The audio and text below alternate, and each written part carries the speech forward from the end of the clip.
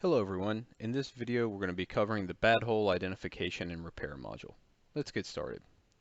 So the goal of the bad hole module is to flag areas where we have an abnormal log response, and this is typically due to washout. There are a number of options we have in the Danomics Petrophysics platform for doing this. And the primary focus is going to be on the density curve, although we do have the option to flag washout in the PE, neutron, and sonic curves as well.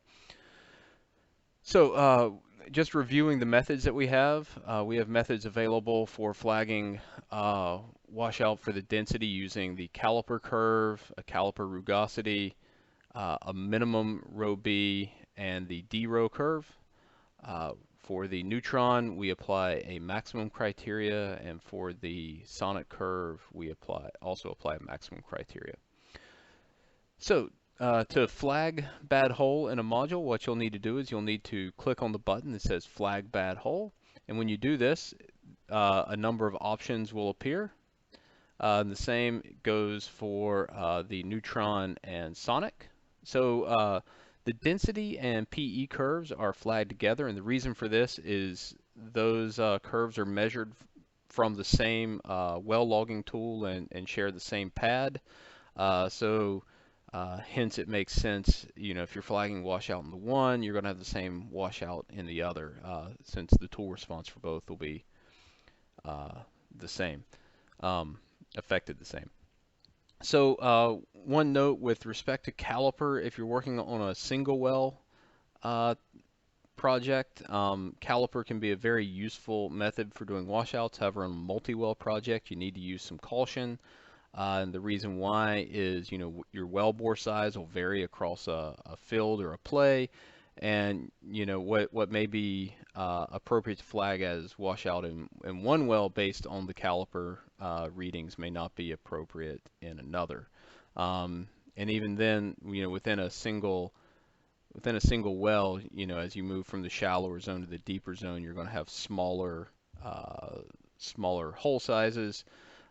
Which means that what constitutes a good caliper value will even change within a single well.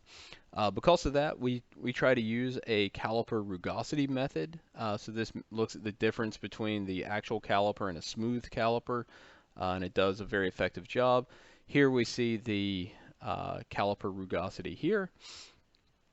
You can change the value here by dragging and dropping the parameters. So you can set that as aggressively as you would like.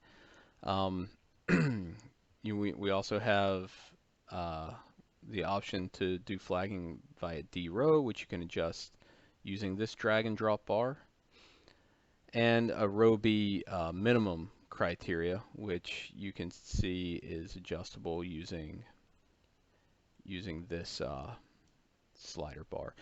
You can adjust these values all zone by zone, so it's up to you. We give you complete flexibility in how you want to set these. And the same is true for the neutron and the sonic. So here's my neutron curve, and I can slide this over if I want to flag these two small washouts here. Now you can see those have been flagged. Same is true for my sonic if I wanted to flag those zones. We have the option to pad bad hole. So I want you to really pay attention to this. I think it's an important option when we're padding bad hole. Essentially, that fills in some of the gaps and adds a few samples both above and below your washout to make sure you catch areas with edge effects. And so you can see that it's expanding the washout that we flagged beyond the typical edges there. So once we've flagged washout in our curves, we want to go about repairing those curves. And in Danomics, we give you a drop-down menu here with 4 options. These options are no action. So if you take no action, it'll just be the composited and or normalized curve that you will be using moving forward with your analysis. If you select the option null values in bad hole, what this will do is it will essentially just replace the sections marked via with a bad hole flag as being null values. So moving forward, you won't be able to do an analysis using that curve over that particular interval. Um, and then we have two methods, so a multiple linear regression method and a random forest method. These two machine learning methods, uh, can repair the curves. What they'll try to do is they'll try to use a required curve set to do the repair, and then it'll have additional optional curve sets available to do that repair. That's all pre-configured for you in the background. So if we, so right now we have all the curves repaired via MLR, but here for the density track, I want you to pay attention here. I'm going to change through the options. So first of all, let's take no action. So when we say no action, as I was saying, we see that the final curve is the same as the normalized curve that we input.